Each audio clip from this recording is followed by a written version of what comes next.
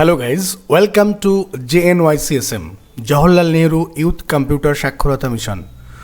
আজকে আমি ক্লাস করাবো স্যালারির উপর, স্যালারি চার্ট।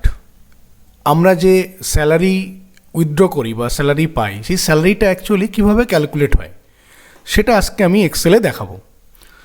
তো স্যালারি ক্যালকুলেশন করার আগে স্যালারি সম্পর্কে একটু ধারণা থাকা দরকার, কাকে স্যালারি বলে, এবং সঙ্গে এটাও জানবো আমরা মজুরি কাকে বলে, কারণ there is some logical distinction between salary and wages. তো প্রথমে আমরা যাই স্যালারি কাকে বলে। না, স্যালারি হলো a salary is the money that someone is paid each month by their employer. অর্থাৎ বাংলাটা এরকম, কোনো নিয়োগের চুক্তিতে নির্দিষ্ট করা কোনো নিয়োগকর্তা কোনো কর্মচারীকে পর্যায়ক্রমিক যে অর্থ প্রদান করে তাকে আমরা স্যালারি বা বেতন বলি।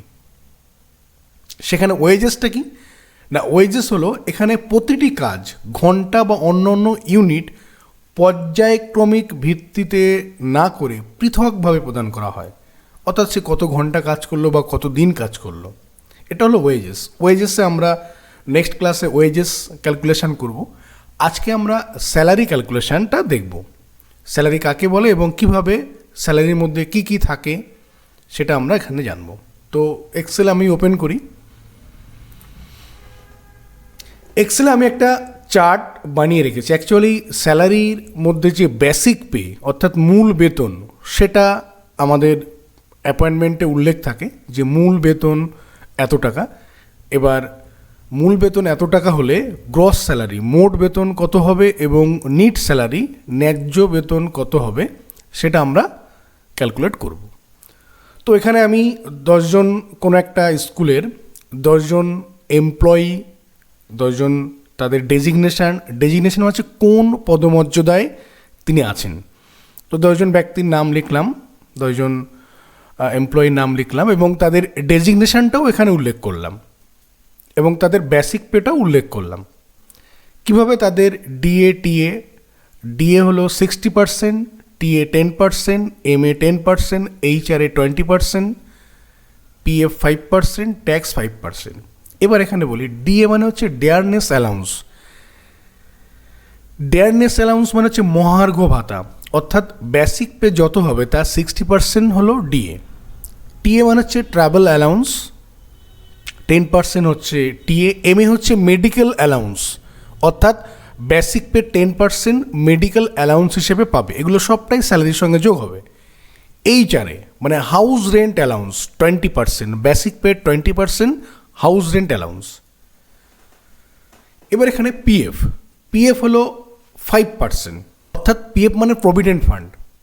প্রভিডেন্ট ফান্ডটা কিন্তু কেটে নেওয়া হবে তার বেতন থেকে, পরে সেটা তার অ্যাকাউন্টে জমা হবে। ট্যাক্স হচ্ছে যেটা সরাসরি তার অ্যাকাউন্ট থেকে ডিডাক্ট হবে। এই পিএফ আর ট্যাক্স আপাতত তার স্যালারি থেকে কেটে নেওয়া হবে। তো আমরা ডিএ যদি 60% হয় তাহলে ডিএ কত টাকা হবে, এখানে পার্সেন্টেজ দেওয়া আছে, আমাদের অ্যামাউন্টটা বার করতে হবে। লিখি ডিএ কত হবে, ইজিক্যাল টু দেব, ইজিক্যাল টু দিয়ে বেসিক পের ঘরে ক্লিক করব, বেসিক পে তারপরে ইনটু দেব, ইনটু 60% যেহেতু বলেছে সেই জন্য 60/100। এবার এন্টার দিলাম, বেরিয়ে গেল 26,400 টাকা ডিএ বেরিয়ে গেল। এবার টিএ ঠিক একই নিয়ম, is equal two Dev, is equal to basic pay, যা কিছু হবে বেসিক পের উপরে, বেসিক পে ইন্টু 10/100। এটা যেহেতু আমি একদম প্রথম ক্লাস করাচ্ছি, এরপরে আমরা সূত্র দিয়ে বার করব অনেক কিছু। এখানে জাস্ট বেসিক কনসেপ্টটা, স্যালারি সম্পর্কে বেসিক কনসেপ্টটা আমি ক্লিয়ার করার চেষ্টা করছি। মেডিকেল অ্যালাউন্স ঠিক সেম ক্যাটাগরিতে হবে, বেসিক পে ইন্টু 10%, অর্থাৎ 10/100 হলো। HRA equal to basic pay into 10/100, HRA পেয়ে গেল। PF equal to basic pay into 5/100 বেরিয়ে গেল। ট্যাক্সটাও বের করলাম, equal to basic pay into 5/100। Basic পেটা ট্যাক্সটাও বেরিয়ে গেল। এই ট্যাক্স 2200 টাকা পিএফ এবং 2200 টাকা ট্যাক্স, এটা কিন্তু কেটে নেওয়া হবে, ঠিক আছে। আর সে যেগুলো পাবে basic pay, DA, TA, MA, HRA এবং পিএফ, এগুলো সে পাবে। তার গ্রস স্যালারি কী হবে?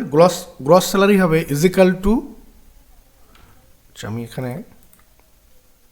লেফট অ্যালাইনমেন্ট করে নিলাম যাতে সুবিধা হয়, ইজিক্যাল টু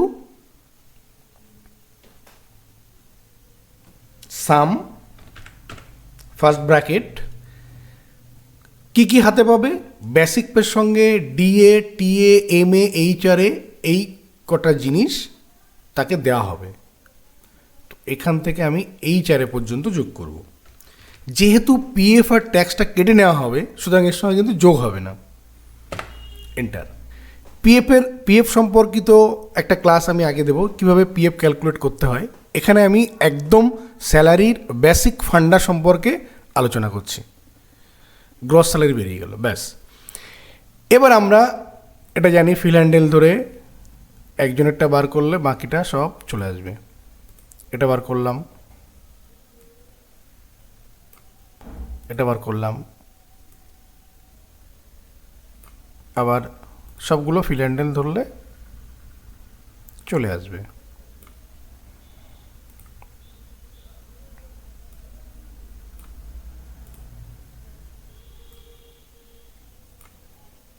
গ্রস স্যালারি কিন্তু বেরিয়ে গেল। এবার নিট স্যালারি কি? নিট স্যালারি মানে সে গ্রস স্যালারি যা হবে সেটা থেকে পিএফ আর ট্যাক্স বাদ দিয়ে যেটা সে হাতে পাবে সেটা হলো নিট স্যালারি। তো আমি ইজিক্যাল টু দিলাম, তার আগে লেফট। এখানে একটা ব্যাপার বলি, এই ঘরগুলো এইভাবে আছে, অর্থাৎ আমি এখানে যদি ইকুয়াল দিই, মাঝখানে ইকুয়াল হচ্ছে, এক্ষেত্রে অনেক সময় আমাদের সূত্র লিখতে অসুবিধা হয়। এই জন্য আমরা ক্লিক করে এই যে লেফট অ্যালাইনমেন্ট করে নিলাম, অর্থাৎ ইজিক্যাল টু দিলে প্রথমেই থাকবে equal to gross salary minus কী কী বাদ যাবে, পিএফ বাদ যাবে, আবার ট্যাক্স বাদ যাবে। এন্টার দিলাম। এইভাবে করতে পারি। আবার আমরা যদি চাই, ইজিক্যাল টু দিলাম gross salary minus first bracket দিলাম। এবার যে দুটো বাদ যাচ্ছে, এই দুটো তো বাদ যাচ্ছে, তাহলে এটা প্লাস এটা, এভাবেও আমরা করতে পারি। অর্থাৎ যে দুটো বাদ যাচ্ছে সেই দুটোকে আমি ব্র্যাকেটের মধ্যে রেখে যোগ করছি, এভাবে এন্টার দিতে পারি। যার যেটা সুবিধা সে সেভাবে করবে। নিট স্যালারি বেরিয়ে গেল। এবার নিট স্যালারিটা আমরা টেনে দিলাম। তাহলে এই যে বিধানচন্দ্র ঘোষ এইচএম, তার ডেজিগনেশন হলো এইচএম, তার 40,000 টাকা বেসিক পে, ডিএটিএ, পিএফটিএফ সমস্ত বাদশাদ দিয়ে সে হাতে পাচ্ছে 79,200 টাকা। আর তার গ্রস স্যালারি ছিল 83,600 টাকা। 83,600 টাকা ছিল গ্রস স্যালারি, কিন্তু এখানে ট্যাক্স আর পিএফ যেহেতু কেটে সে হাতে পাচ্ছে 79,200 টাকা। এরকমভাবে আমরা কিন্তু এই স্যালারি ক্যালকুলেশানটা করতে পারি। এটা স্যালারি ক্যালকুলেশানের একদম বেসিক পর্যায়। এরপরে আমরা সূত্র শিখব যে ডেজিগনেশান অনুযায়ী তার বেসিক পে হবে। এখানে কোনো কিছু উল্লেখ থাকবে না, বেসিক পে উল্লেখ থাকবে না, ডিএড মানে কোনো কিছু উল্লেখ থাকবে না। এখানে আমাকে বার করতে হবে সূত্র দিয়ে ডেজিগনেশান অনুযায়ী। অর্থাৎ কোনো ব্যক্তির ডেজিগনেশান যদি এইচএম হয়, তার বেসিক পে হবে এত টাকা। এইভাবে আমরা বার করব, সেটা অ্যাডভান্স লেভেলে আমরা বার করব। আপাতত আমরা স্যালারি সম্পর্কিত যে বেসিক নলেজ সেটা এখান থেকে আমরা পেলাম, যে স্যালারির মধ্যে কি কি থাকে, স্যালারি কিভাবে তৈরি হয়, হ্যাঁ, এটা আমাদের আজকে এখান থেকে জানতে পারলাম। তো আশা করি এই ক্লাসটা সবাই বুঝতে পেরেছে। এই নামগুলো আমাদের জানতে হবে। ডেজিগনেশন মানে হচ্ছে তার পদমর্যাদা, বেসিক পে মানে হচ্ছে মূল বেতন, ডিএ মানে ডেয়ারনেস অ্যালাউন্স, টিএ মানে ট্রাভেল অ্যালাউন্স, এমএ মানে মেডিকেল অ্যালাউন্স, এইচআরএ মানে হাউস রেন্ট অ্যালাউন্স, পিএফ মানে প্রভিডেন্ট ফান্ড, ট্যাক্স তো আমরা জানি গ্রস স্যালারি মানে হচ্ছে মোট বেতন, আর নেট স্যালারি মানে হচ্ছে ন্যায্য বেতন, অর্থাৎ কাটাকুটি করে সে হাতে যেটা পাচ্ছে সেটাকে বলা হয় গ্রস নেট স্যালারি। তো এইভাবে আমরা একটা স্যালারি চার্ট তৈরি করতে পারি। যদি ক্লাসটা কেউ বুঝতে অসুবিধা হয় তাহলে কমেন্ট বক্সে কমেন্ট করে জানাতে পারো, আমি সেটাকে আবার সুন্দরভাবে ক্লারিফাই করে দেবো। মোটামুটি এই ছিল আজকে স্যালারি তৈরির বেসিক ক্লাস। এরপরে আমরা অ্যাডভান্স লেভেলের ক্লাস করব, আমাদের সঙ্গে থাকতে হবে। আর একদমই যদি নূতন কেউ হয়ে থাকো, চ্যানেলে সাবস্ক্রাইব করা না থাকে, তাহলে সাবস্ক্রাইব করে নিতে হবে, যাতে ক্লাসটা আমরা আপলোড করলে নোটিফিকেশানটা পেয়ে যেতে পারে বা পেয়ে যাও। Thank you.